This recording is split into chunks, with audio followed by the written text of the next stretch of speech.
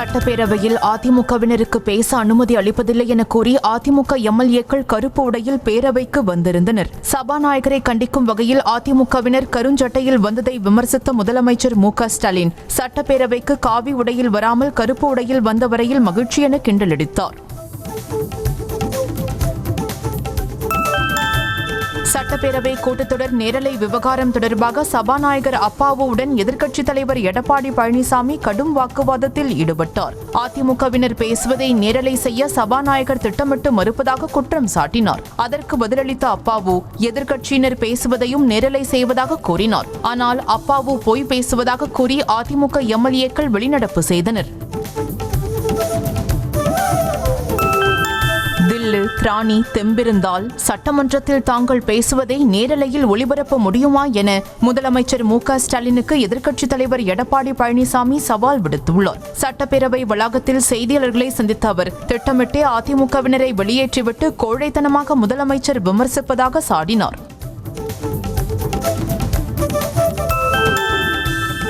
NEET ரத்து தொடர்பாக முதலமைச்சர் மு.க.ஸ்டாலின் தலைமையில் நடைபெறும் அனைத்துக் கட்சி சட்டமன்ற தலைவர்கள் கூட்டத்தில் அதிமுக பங்கேற்காது என எடப்பாடி பழனிசாமி அறிவித்துள்ளார். தமிழகத்தில் ஏதேனும் பிரச்சினை என்றால் குழு அமைப்பது, அறிக்கை விடுவது, அனைத்துக் கட்சி கூட்டத்தை கூட்டுவது என செய்த தவறுகளை மறைக்க திமுக அரசு நாடகமாடுவதாக குற்றம் சாட்டியுள்ளார்.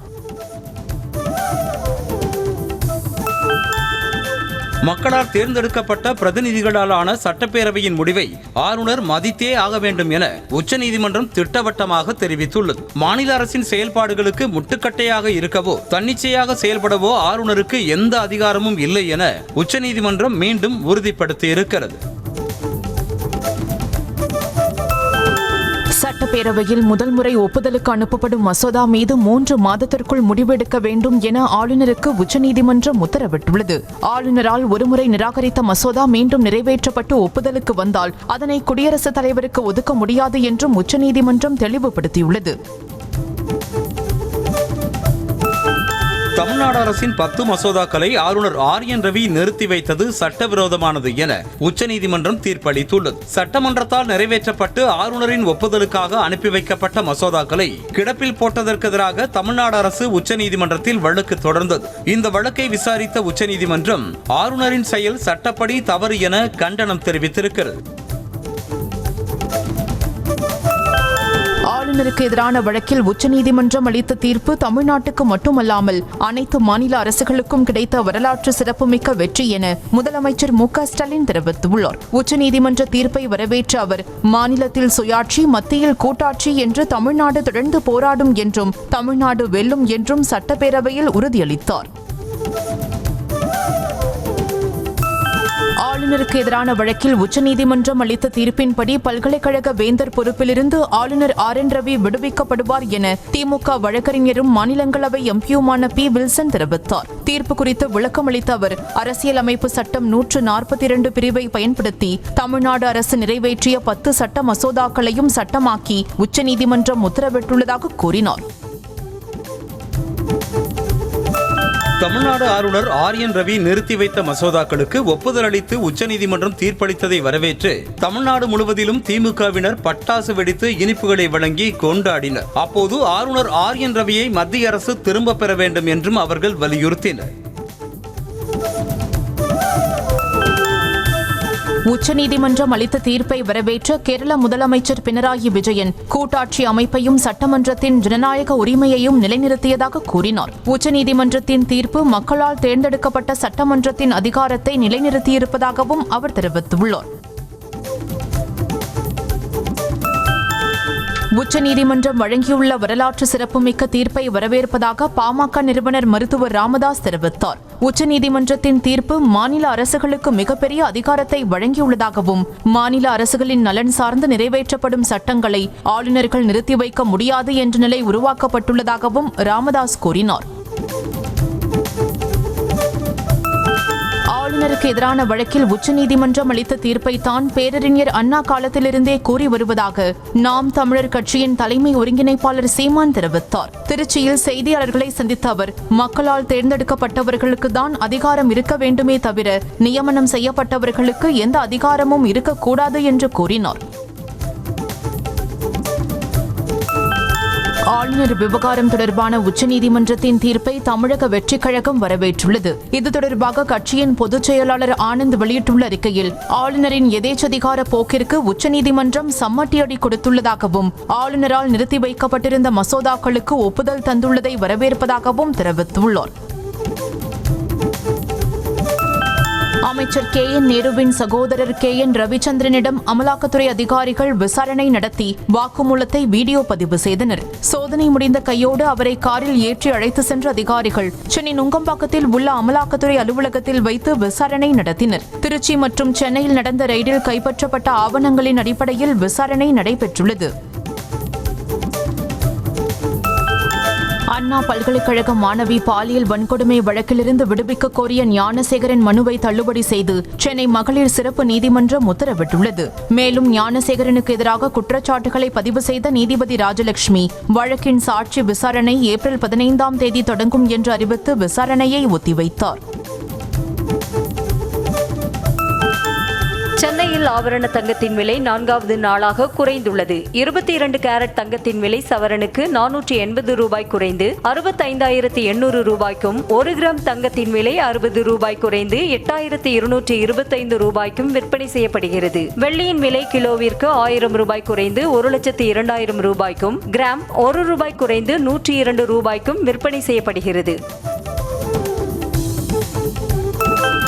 இந்தியா வந்துள்ள துபாய் இளவரசர் ஷேக் ஹம்தான் பின் முகமது பின் ரஷீத் அல் மக்தூம் பிரதமர் மோடியை சந்தித்து பேசினார். இந்தியாவிற்கு சுற்றுப்பயணம் மேற்கொண்டுள்ள அவர், இந்தியா ஐக்கிய அரபு அமீரகம் இடையே விரிவான உத்திசார் கூட்டாண்மையை முன்னெடுத்து செல்வதில் துபாய் முக்கிய பங்கு வகிப்பதாக கூறினார். அடுத்த 10 ஆண்டுகளில் தமிழ்நாடு மற்றும் கேரளாவில் பாஜக ஆட்சி அமைக்கும் என கோவா மாநில முதலமைச்சர் பிரமோத் சாவந்த் நம்பிக்கை தெரிவித்திருக்கிறார். நாடு முழுவதும் கொண்டாடப்படும் பாஜக நிறுவன தின கொண்டாட்டங்களின் ஒரு பகுதியாக கோவாவில் அடல் ஸ்மிருதி நிகழ்ச்சி நடைபெற்றது. இதில் கலந்து கொண்டு பேசிய பிரமோத் சாவந்த், இரு மாநிலங்களும் 2026இல் தேர்தலை சந்திக்க உள்ளதாக கூறினார். வக்பு சட்டத்திருத்த விவகாரம் தொடர்பாக காஷ்மீர் சட்டப்பேரவையில் 2வது நாளாக அமளி ஏற்பட்டது. கேள்வி நேரத்தை ஒத்திவைத்துவிட்டு வக்பு திருத்த சட்டம் குறித்து விவாதிக்க வேண்டும் என மக்கள் ஜனநாயக கட்சி மற்றும் அவாமி இத்தேஹாத் கட்சி சார்பில் வழங்கப்பட்ட ஒத்திவைப்பு தீர்மான நோட்டீஸை ஏற்க சபாநாயகர் மறுத்துவிட்டார். வக்ஃப் வாரிய திருத்த சட்ட மசோதாவுக்கு எதிராக தொடரப்பட்டுள்ள வழக்கு உச்சநீதிமன்றத்தில் வரும் 16ஆம் தேதி விசாரணைக்கு வருகிறது. திமுக MP ஆர் ராசா, காங்கிரஸ் MP முகமது ஜாவத், மஜ்லிஸ் கட்சி தலைவர் அசாதுதீன் ஒவைசி, ஆம் ஆத்மி MLA அமனதுல்லா கான், இந்திய யூனியன் முஸ்லீம் லீக் கட்சி என வக்ஃப் மசோதாவிற்கு எதிராக இதுவரை 12 மனுக்கள் தாக்கல் செய்யப்பட்டுள்ளன. மேற்கு வங்கத்தில் கூடுதல் ஆசிரியர் பணியிடங்கள் தொடர்பான CBI விசாரணையை உச்சநீதிமன்றம் ரத்து செய்தது. தேவையான ஆலோசனைகளுக்கு பிறகு ஆளுநரின் ஒப்புதலுடன் வங்கதேச கல்வித்துறையால் கூடுதல் பணியிடங்கள் உருவாக்கப்பட்டதால் நீதித்துறை தலையீடு தேவையில்லை என உச்சநீதிமன்றம் கூறியது. உச்சநீதிமன்ற உத்தரவுப்படி ஜாமீன் நிபந்தனைகளை தாம் மீறவில்லை என அமைச்சர் செந்தில் பாலாஜி பிரமாண பத்திரம் தாக்கல் செய்துள்ளார். மேலும் சட்டவிரோத பணப்பரிமாற்ற தடைச்சட்ட வழக்கில் தனக்கு வழங்கப்பட்ட ஜாமீனை திரும்பப் பெற கோரிய மனுக்கள் விசாரணைக்கு உகந்தது அல்ல என்பதால் அதனை தள்ளுபடி செய்ய வேண்டும் எனவும் அவர் கோரிக்கை விடுத்துள்ளார். டாஸ்மாக் ரெய்ட் தொடர்பான வழக்கில் தங்களை இழிவுபடுத்திவிட்டதாக தமிழ்நாடு அரசுக்கு சென்னை உயர்நீதிமன்றம் கண்டனம் தெரிவித்துள்ளது. வழக்கு விசாரணைக்கு வந்தபோதே உச்சநீதிமன்றம் செல்வதாக கூறியிருந்தால் தாங்கள் பட்டியலிட்டிருக்க மாட்டோம் என்றும், குறைந்தபட்சம் நீதிமன்றத்திற்காவது நேர்மையாக இருக்க வேண்டும் எனவும் தமிழ்நாடு அரசுக்கு நீதிமன்றம் அறிவுரை வழங்கியது. டாஸ்மாக் வழக்கை சென்னை உயர்நீதிமன்றமே விசாரிக்கும் என உச்சநீதிமன்றம் தெரிவித்துள்ளது. வழக்கு விசாரணையை வேறு உயர்நீதிமன்றத்திற்கு மாற்றக் கோரி தமிழ்நாடு அரசு மற்றும் டாஸ்மாக் சார்பாக தாக்கல் செய்யப்பட்ட மனுக்களை விசாரித்த உச்சநீதிமன்றம் தற்போதுள்ள சூழலில் தலையிட வேண்டிய அவசியமில்லை என தெரிவித்தது. இதனையடுத்து மனுக்கள் வாபஸ் பெறப்பட்டன. சென்னை மயிலாப்பூர் கபாலீஸ்வரர் கோவிலுக்கு 1,50,00,000 ரூபாய் மதிப்பீட்டில் வெள்ளி தகடுகள் போர்த்தப்பட்ட மரையாணை வாகனத்தை அமைச்சர் சேகர் பாபு வழங்கினார். கபாலீஸ்வரர் கோவிலில் உற்சவர் புறப்பாட்டில் இருந்து வரும் மரையாணை வாகனம் மற்றும் அதன் மீது பொருத்தப்படும் அம்பாரியில் 136 கிலோ எடையில் நகாசு வேலிகளுடன் வெள்ளி தகடுகள் பொருத்தப்பட்டன. சபாநாயகருடன் முரண்பாடு ஏற்பட்டதை அடுத்து தமிழக வாழ்வுரிமை கட்சியின் தலைவர் வேல்முருகன் சட்டப்பேரவையை புறக்கணித்து பாதியிலேயே வெளியேறினார். தாம் பேசும் போதெல்லாம் சபாநாயகர் இடையூறு செய்வதாக குற்றம் சாட்டி நேற்று சட்டப்பேரவையிலிருந்து வேல்முருகன் பாதியிலேயே வெளியேறிய நிலையில் நாளை முதலமைச்சரை சந்தித்து பேசவும் திட்டமிட்டுள்ளதாக தகவல் வெளியாகியுள்ளது. சென்னை திருச்சி தேசிய நெடுஞ்சாலையில் முண்டியம்பாக்கம் அருகே நடைபெறும் உயர்மட்ட மேம்பால பணிகளை விரைந்து முடிக்க வேண்டியது தொடர்பாக சட்டப்பேரவையில் மயிலம் சட்டமன்ற உறுப்பினர் சிவக்குமார் கவனத்தை ஈர்த்தார். இதற்கு பதிலளித்து பேசிய அமைச்சர் ஏவா வேலு விரைவில் பணிகளை முடிக்க நடவடிக்கை எடுக்கப்படும் என உறுதியளித்தார். சமையல் எரிவாயு விலையை மத்திய அரசு உயர்த்தியிருப்பதற்கு தமிழக வெற்றிக் கழக தலைவர் விஜய் கண்டனம் தெரிவித்திருக்கிறார். இதுகுறித்து அறிக்கை வெளியிட்டிருக்கும் விஜய், மக்களை வதைக்கும் சமையல் எரிவாயு விலை உயர்வை மத்திய அரசு திரும்பப் பெற வேண்டும் என வலியுறுத்தியிருக்கிறார். விஜய்க்கு ஏமாற்ற தெரியும், ஆனால் அரசியல் தெரியாது என பாஜக மூத்த தலைவர் தமிழிசை சவுந்தரராஜன் விமர்சித்திருக்கிறார். சென்னை நங்கநல்லூரில் செய்தியாளர்களுக்கு பேட்டியளித்த அவர் கேஸ் விலையேற்றத்திற்கு எதிரான தவேக தலைவர் விஜயின் அறிக்கை குறித்து விமர்சித்தார். மேலும் விஜய் தனது படங்களுக்கான டிக்கெட் விலையை குறைத்தோ அல்லது இலவசமாகவோ வழங்க முன் வருவாரா எனவும் வினவினார். சிவாஜி கணேசனின் அன்னை இல்லத்தில் தமக்கு எந்த உரிமையும் இல்லை என அவரது மகன் ராம்குமார் பிரமாண பத்திரம் தாக்கல் செய்துள்ளார். பட தயாரிப்பு விவகாரத்தில் நடிகர் சிவாஜி கணேசனின் அன்னை இல்லத்தை ஜப்தி செய்ய உயர்நீதிமன்றம் உத்தரவிட்டிருந்தது. இதற்கு எதிராக நடிகர் பிரபு தொடர்ந்த வழக்கில் பிரபுவின் மூத்த சகோதரர் ராம்குமார் தரப்பில் பிரமாண பத்திரம் தாக்கல் செய்யப்பட்டுள்ளது. மதுரையில் சித்திரை திருவிழாவை முன்னிட்டு கள்ளழகர் வைகை ஆற்றில் எழுந்தருளும் நிகழ்ச்சி அடுத்த மாதம் 12ஆம் தேதி நடைபெறவுள்ளதாக கோவில் நிர்வாகம் அறிவித்துள்ளது. இந்த ஆண்டிற்கான சித்திரை திருவிழா வரும் மே மாதம் 8ஆம் தேதி தொடங்கி 17ஆம் தேதி வரை 10 நாட்கள் நடைபெறவுள்ளது. வக்ஃப் சட்ட திருத்த மசோதாவை திரும்பப் பெற வலியுறுத்தி சென்னை சென்ட்ரலில் ரயில் மறியல் போராட்டத்தில் ஈடுபட முயன்ற சுன்னா ஜமாத் அமைப்பினரை போலீசார் கைது செய்தனர். முன்னதாக ரயில் நிலையம் அருகே குவிந்த சுன்னா ஜமாத் அமைப்பினர் மத்திய அரசுக்கு எதிராக கண்டன முழக்கங்களை எழுப்பினர்.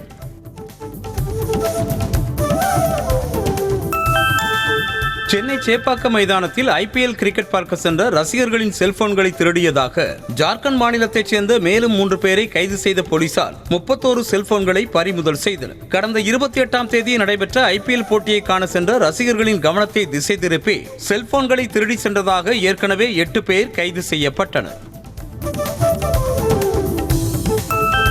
சேலம் பெரியார் பல்கலைக்கழக துணைவேந்தருக்கு வழங்கிய ஜாமீனை ரத்து செய்யக்கோரி காவல்துறை தாக்கல் செய்த மனு மீது பதிலளிக்க துணைவேந்தர் தரப்புக்கு உத்தரவிட்ட சென்னை உயர்நீதிமன்றம் வழக்கு விசாரணையை வரும் 21ஆம் தேதிக்கு ஒத்திவைத்தது.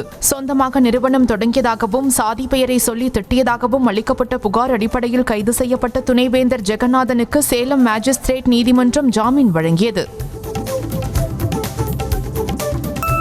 சென்னை திருவல்லிக்கேணியில் சட்டக்கல்லூரி மாணவியை அவதூறாக பேசி தாக்கிய இளைஞரை போலீசார் கைது செய்தனர். புனித தோமையர்மலை பகுதியைச் சேர்ந்த சட்டக்கல்லூரி மாணவி தனது நண்பரின் பிறந்தநாள் நிகழ்ச்சியில் பங்கேற்றுவிட்டு அண்ணா சாலையில் சென்று கொண்டிருந்தார். அப்போது ஆகாஷ் என்பவர் மாணவியை வழிமறித்து தாக்கியதாக கூறப்படுகிறது. சென்னையில் மூதாட்டியை பாலியல் வன்கொடுமை செய்த வழக்கில் கைதான நபருக்கு கை மற்றும் காலில் மாவுக்கட்டு போடப்பட்டுள்ளது. ஜாம்பஜார் பகுதியில் தனியாக வசித்து வரும் 80 வயது மூதாட்டியை வீடு புகுந்து மதுபோதையில் பாலியல் வன்கொடுமை செய்ததாக திருவள்ளூர் மாவட்டத்தை சேர்ந்த நாகராஜ் கைது செய்யப்பட்டார். சைதாப்பேட்டை நீதிமன்றத்தில் ஆஜர்படுத்தப்பட்ட அவர் மதுபோதையில் தவறு செய்ததாக கதறி எழுதார். செங்கல்பட்டு அரசு மருத்துவமனையில் உள்ள இலவச கழிவறைக்கு செல்லும் பெண்களிடம் கட்டணம் வசூலிக்கப்படுவதாக புகார் எழுந்துள்ளது. இலவச கழிவறைக்கு செல்லும் பெண்களிடம் மருத்துவமனை ஒப்பந்த ஊழியர்கள் கட்டாயமாக 10 முதல் 20 ரூபாய் வரை கட்டணம் வசூலிக்கப்படுவதாக புகார் எழுந்துள்ளது. செங்கல்பட்டில் அடுத்தடுத்து 3 கடைகளின் பூட்டை உடைத்து கைவரிசை காட்டிய ஹெல்மெட் அணிந்த 3 மர்ம நபர்களை போலீசார் தேடி வருகின்றனர். 3 கடைகளில் மொத்தம் 60,000 ரூபாய் செல்போன்கள், செல்போன் உதிரி பாகங்கள் மற்றும் துணிகள் திருடப்பட்டுள்ளது போலீசார் விசாரணையில் தெரிய வந்துள்ளது. திருவள்ளூர் மாவட்டம் திருமழிசையில் பணி நிரந்தரம் உள்ளிட்ட கோரிக்கைகளை வலியுறுத்தி டாஸ்மாக் கிடங்கு முன்பு ஊழியர்கள் ஆர்ப்பாட்டத்தில் ஈடுபட்டனர். டாஸ்மாக் பணியாளர்கள் AITUC சங்கம் சார்பில் நடைபெற்ற ஆர்ப்பாட்டத்தில் 100க்கும் மேற்பட்டோர் கலந்து கொண்டனர். 8 மாதம் நிலுவையில் உள்ள தொகையை உடனடியாக வழங்க வேண்டும் உள்ளிட்ட 9 அம்ச கோரிக்கைகளை வலியுறுத்தி கோஷங்களை எழுப்பினர். வடசென்னையில் ஜிம் பயிற்சியாளரின் ஆலோசனைப்படி உடலை கட்டுமஸ்தாக மாற்ற ஊசி செலுத்திய இளைஞர் கல்லீரல் பாதிக்கப்பட்டு உயிரிழந்ததாக தகவல் வெளியாகியுள்ளது. காசிமேடு காலடிப்பேட்டை பகுதியில் உள்ள ஸ்வெட் ஜோன் என்ற ஜிம்மில் கடந்த 6 மாதங்களாக பயிற்சி மேற்கொண்ட ராம்கி பயிற்சியாளர் தினேஷ் சந்திரமோகன் பரிந்துரையின் பெயரில் ஊக்கமருந்து ஊசி செலுத்திக் கொண்டதாக கூறப்படுகிறது. நெல்லை டவுன் பகுதியில் இளைஞரை கொலை செய்து புதைத்த வழக்கில் 3 சிறுவர்கள் உட்பட 4 பேரை கைது செய்த போலீசார் உடலை மீட்டு பிரேத பரிசோதனைக்கு அனுப்பி வைத்தனர். தொடர்ந்து போலீசார் நடத்திய விசாரணையில் சிறார்களில் ஒருவரின் உறவுக்கார பெண்ணை கட்டட தொழிலாளியான ஆறுமுகம் என்பவர் காதலித்து வந்ததால் ஏற்பட்ட முன்விரோதம் காரணமாக மதுக்குடிக்கு அழைத்து சென்று வெட்டி கொலை செய்தது தெரிய வந்திருக்கிறது.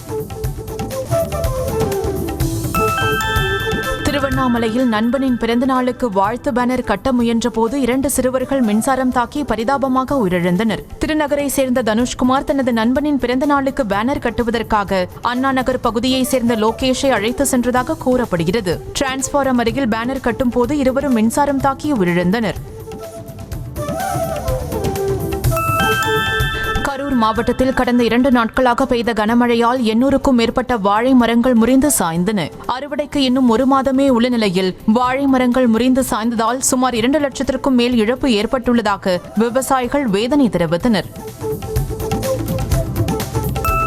பருவம் தவறி பெய்த மழையால் பாதிக்கப்பட்ட நெல் மற்றும் மிளகாய் பயிர்களுக்கு உரிய இழப்பீடு வழங்க வேண்டும் உள்ளிட்ட கோரிக்கைகளை வலியுறுத்தி ராமநாதபுரத்தில் ரயில் மறியல் போராட்டத்தில் ஈடுபட முயன்ற விவசாயிகளை போலீசார் கைது செய்தனர். முன்னதாக தமிழ்நாடு வைகை பாசன விவசாயிகள் சங்கம் சார்பில் வட்டார வளர்ச்சி அலுவலக முற்றுகை போராட்டம் நடைபெற்றது. வேலூர் மாவட்டம் ஊனை வாணியம்பாடி ஊராட்சியில் செயல்பட்டு வரும் நியாய விலை கடை மற்றும் கிராம நிர்வாக அலுவலகத்தை வேறு பகுதிக்கு மாற்றுவதற்கு எதிர்ப்பு தெரிவித்து அப்பகுதி மக்கள் சாலை மறியலில் ஈடுபட்டனர். இதனால் போக்குவரத்து பாதிக்கப்பட்டு பள்ளி, கல்லூரி மற்றும் வேலைக்கு செல்வோர் அவதியுற்றனர். கோவையில் பூட்டிய வீட்டிலிருந்து 2 சடலமாக மீட்கப்பட்ட சம்பவம் பரபரப்பை ஏற்படுத்தியுள்ளது. கேரளாவை சேர்ந்த ஜெயராஜ் மற்றும் மகேஷ் பேக்கரி மற்றும் ஸ்வீட் கடை நடத்தி வருகின்றனர். இருவரும் கடைக்கு வராததால் அவர்கள் வீட்டிற்கு சென்று ஊழியர்கள் பார்த்தபோது மகேஷ் கழுத்தறுக்கப்பட்ட நிலையிலும் ஜெயராஜ் தூக்கிட்ட நிலையிலும் சடலமாக கிடந்தனர். ராமநாதபுரம் மாவட்டம் கட்டிவயல் முன்னாள் ஊராட்சி தலைவர் முத்துராமலிங்கம் என்பவரை காசோலை மோசடி வழக்கில் போலீசார் கைது செய்து நீதிமன்றத்தில் ஆஜர்படுத்தினர். இந்நிலையில் 1 மாதத்திற்கு கடனாக பெற்ற தொகையை கொடுத்து விடுவதாக முத்துராமலிங்கம் கூறிய நிலையில் 1 மாதம் அவகாசம் அளித்து நீதிமன்றம் உத்தரவிட்டது. கடலூர் மாவட்டம் வேப்பூரில் பாத்திரக்கடை ஷட்டரை உடைத்து 3 லட்சம் ரூபாய் மதிப்புடைய பொருட்களை திருடி சென்ற மர்ம நபர்களை போலீசார் தேடி வருகின்றனர். கடையின் பின்பக்க ஷட்டரை உடைத்து உள்ளே புகுந்த மர்ம நபர்கள் பித்தளை குத்து விளக்கு, வெள்ளி பாத்திரம் உள்ளிட்ட பொருட்களை திருடி சென்றனர். இதுகுறித்து உரிமையாளர் முருகேசன் அளித்த புகாரின் அடிப்படையில் போலீசார் விசாரித்து வருகின்றனர். செங்கல்பட்டு மாவட்டம் மதுராந்தகம் அருகே தொண்டையில் மீன் சிக்கியதில் இளைஞர் மூச்சு திணறி உயிரிழந்தார். அரையப்பாக்கத்தை சேர்ந்த மணிகண்டன் அருகில் உள்ள ஏரியில் மீன் பிடித்துக் கொண்டிருந்தார். அப்போது கையில் சிக்கிய மீனை வாயில் கவ்வி பிடித்துக் கொண்டிருந்த போது எதிர்பாராத விதமாக அவரது தொண்டைக்குள் சிக்கியதாக கூறப்படுகிறது. வழக்கறிஞர்கள் மீது பொய் வழக்கு பதிவு செய்யப்பட்டிருப்பதாக கூறி சென்னை உயர்நீதிமன்றம் எதிரே பல்வேறு வழக்கறிஞர் சங்கத்தினர் போராட்டத்தில் ஈடுபட்டனர். சில வழக்கறிஞர்களின் வீடுகளுக்கு சென்று காவல்துறையினர் மிரட்டியதாக குற்றம் சாட்டிய அவர்கள் வழக்கறிஞர் பாதுகாப்பு சட்டத்தை இயற்ற வேண்டும் என கோரிக்கை விடுத்தனர். உலக சுகாதார தினத்தை முன்னிட்டு சென்னை அடுத்த அயப்பாக்கம் பகுதியில் தனியார் மேல்நிலைப் பள்ளியில் 1350 மாணவ மாணவிகள் சிவப்பு நிற ஆடை அணிந்து இதய வடிவில் நின்று உலக சாதனை படைத்தனர். இதய ஆரோக்கியத்திற்கான உணவுகள் மற்றும் ஆரோக்கியமற்ற உணவுகள் குறித்து பொதுமக்களுக்கு விழிப்புணர்வு ஏற்படுத்தும் வகையில் இந்த நிகழ்ச்சிக்கு ஏற்பாடு செய்யப்பட்டது.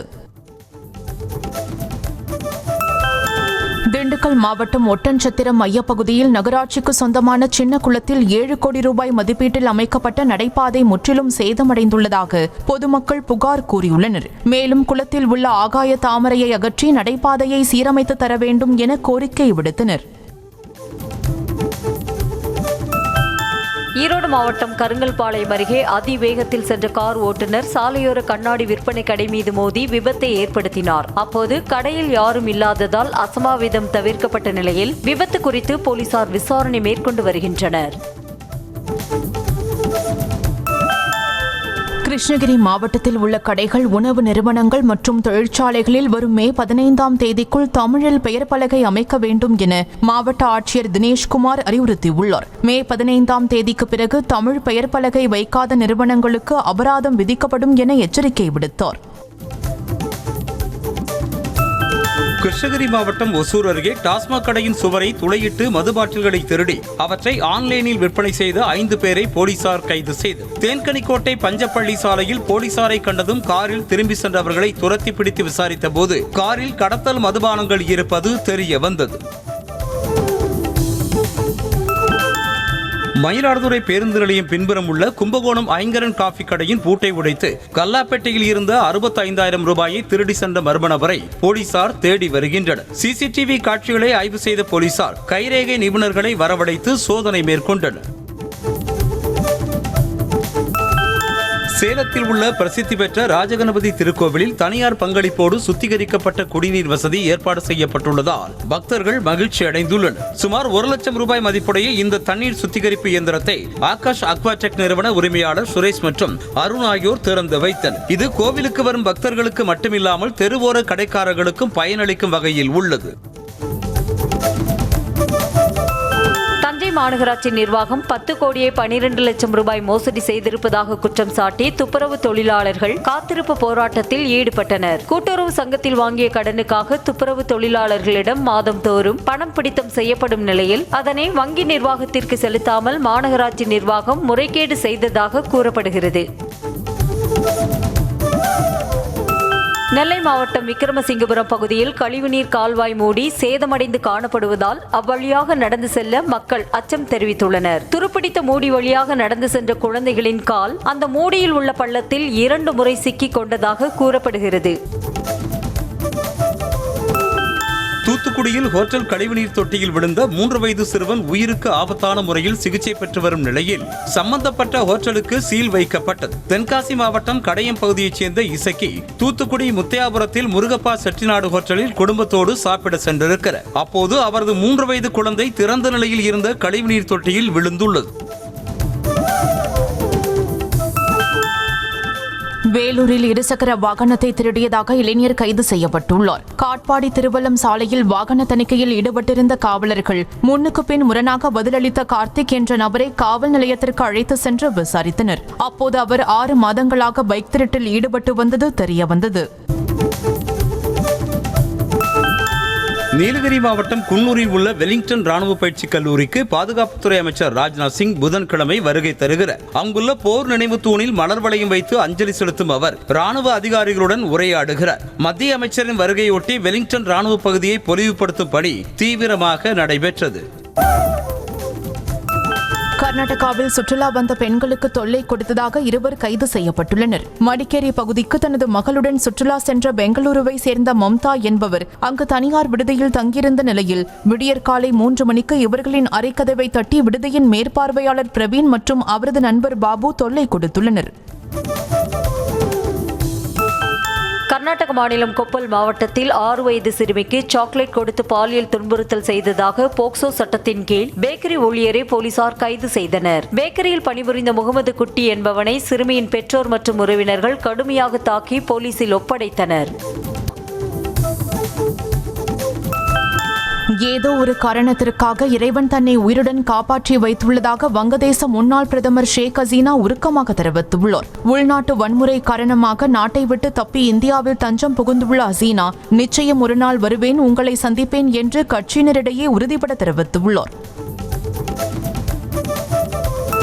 மத்திய ஆப்பிரிக்க நாடான காங்கோ குடியரசின் தலைநகர் கின்ஷாசாவில் கடந்த சில நாட்களாக பெய்து வரும் கனமழை காரணமாக வெள்ளப்பெருக்கு ஏற்பட்டுள்ளது. வெள்ளத்தில் சிக்கி இதுவரை 33 பேர் உயிரிழந்துள்ள நிலையில் 10 லட்சத்திற்கும் மேற்பட்ட மக்கள் பாதிக்கப்பட்டுள்ளதாக தகவல் வெளியாகியுள்ளது. நேபாளத்தில் மீண்டும் மன்னராட்சியை கொண்டுவர வலியுறுத்தி போராட்டம் நடைபெற்றது. தலைநகர் காத்மாண்டுவில் ஏற்கனவே நடைபெற்ற போராட்டம் ஒன்று வன்முறையில் முடிந்த நிலையில் தற்போது மீண்டும் ராஷ்டிரிய பிரஜாதந்திர கட்சி சார்பில் போராட்டம் முன்னெடுக்கப்பட்டது. அப்போது போராட்டக்காரர்களுக்கும் போலீசுக்கும் இடையே தள்ளுமுள்ளு ஏற்பட்டது. செர்பியாவில் ஊழல் அரசுக்கு எதிரான போராட்டங்கள் குறித்து ஐரோப்பா முழுவதும் விழிப்புணர்வை ஏற்படுத்தும் வகையில் மாணவர்கள் சைக்கிள் பேரணியை தொடங்கியுள்ளனர். ரயில் நிலைய மேற்கூரை இடிந்து விழுந்து 16 பேர் உயிரிழந்த விவகாரம் தொடர்பாக ஊழல் குற்றச்சாட்டை முன்வைத்து செர்பியாவில் போராட்டம் நடைபெற்று வருகிறது. இந்நிலையில் வியன்னாவில் மாணவர்களுக்கு உற்சாக வரவேற்பு அளிக்கப்பட்டது. இலங்கை மற்றும் தென்னாப்பிரிக்க அணிகளுக்கு எதிரான முத்தரப்பு தொடரில் விளையாடும் இந்திய மகளிர் கிரிக்கெட் அணி அறிவிக்கப்பட்டுள்ளது. இந்த தொடரில் ஒவ்வொரு அணியும் தலா 4 போட்டிகளில் விளையாடும் நிலையில் புள்ளிப்பட்டியலில் முதல் 2 இடங்களை பிடிக்கும் அணிகள் இறுதிப் போட்டியில் விளையாட உள்ளன. நடிகர் விஜயின் ஜனநாயகன் திரைப்படத்தின் படப்பிடிப்பு பணிகளை மே மாத இறுதி அல்லது ஜூன் மாதத்திற்குள் முடிக்க படக்குழு திட்டமிட்டிருப்பதாக தகவல் வெளியாக இருக்கிறது. 60% படப்பிடிப்பு முடிவடைந்து விட்டதாகவும் முக்கியமான சண்டை காட்சி விரைவில் படமாக்கப்பட இருப்பதாகவும் தெரிவிக்கப்பட்டுள்ளது. பொங்கல் வெளியீடாக அடுத்த ஆண்டு ஜனவரி 9ஆம் தேதி திரைப்படம் வெளியாகிறது.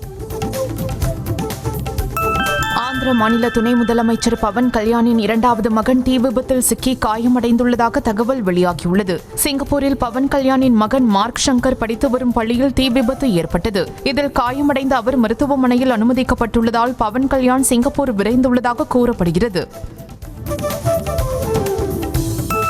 சேலம் அருகே சுமார் 70 ஆண்டுகள் பழமையான ஸ்ரீ மாரியம்மன் கோயில் மகா கும்பாபிஷேக விழாவில் ஏராளமான பக்தர்கள் கலந்து கொண்டு சாமி தரிசனம் செய்தனர். அயோத்தியா பட்டணம் கோட்டை முனியப்பன் கோவில் பகுதியில் விநாயகர், காளியம்மன், வள்ளி தெய்வானை சமேத சுப்பிரமணியருடன் அமர்ந்துள்ள மாரியம்மன் கோயிலில் மகா கும்பாபிஷேக விழா வெகு விமரிசையாக நடைபெற்றது. மதுரை மாவட்டம் மேலூர் சொக்கம்பட்டி தொட்டிச்சி அம்மன் கோவில் பொங்கல் திருவிழாவை ஒட்டி அலகு குத்திய திரளான பக்தர்கள் பால்குடம் மற்றும் அக்னிச்சட்டி சுமந்து ஊர்வலமாக சென்று நேர்த்திக்கடன் செலுத்தினர். இக்கோவிலின் 68ஆம் ஆண்டு பங்குனி மாத பொங்கல் விழா வெகு விமரிசையாக நடைபெற்றது. மயிலாடுதுறை மாவட்டம் சீர்காழி அருகே வைத்தியநாத சுவாமி கோவிலில் பங்குனி மாத பிரம்மோற்சவ திருவிழாவின் ஒரு பகுதியாக திருத்தேரோட்ட விழா நடைபெற்றது. விநாயகர், சுவாமி, அம்பாள், செல்வமுத்து குமாரசாமி, அங்காரகன், சண்டிகேஸ்வரர் ஆகிய பஞ்சமூர்த்திகள் சிறப்பு அபிஷேக ஆராதனைகளுக்கு பின்னர் திருத்தேரில் எழுந்தருளி பவனி வந்தனர். ராணிப்பேட்டை மாவட்டம் வாலாஜாபேட்டையில் ஏகாம்பரநாதர் கோவில் பங்குனி பிரம்மோற்சவ தேரோட்டத்தில் பங்கேற்ற திரளான பக்தர்கள் தேரை வடம் பிடித்து இழுத்து சாமி தரிசனம் செய்தனர். தேரோட்டத்தை முன்னிட்டு அதிகாலையிலேயே பால், சந்தனம், தயிர், இளநீர் உள்ளிட்டவற்றால் அபிஷேகங்கள் மற்றும் தீபாராதனைகள் நடைபெற்றன. ராமநாதபுரம் மாவட்டம் முதுகுளத்தூர் அருகே வாழவந்தால் அம்மன் கோவில் பங்குனி பொங்கல் முளைப்பாரி விழாவை முன்னிட்டு ஏராளமான பக்தர்கள் நேர்த்திக் கடன் செலுத்தி வழிபாடு செய்தனர். சுப்பிரமணியபுரத்தில் உள்ள விநாயகர் கோவிலில் இருந்து அக்னி சட்டியை கையில் ஏந்தியும் அலகு குத்தியும் பால் குடம் எடுத்தும் ஏராளமானோர் ஊர்வலமாக சென்றனர்.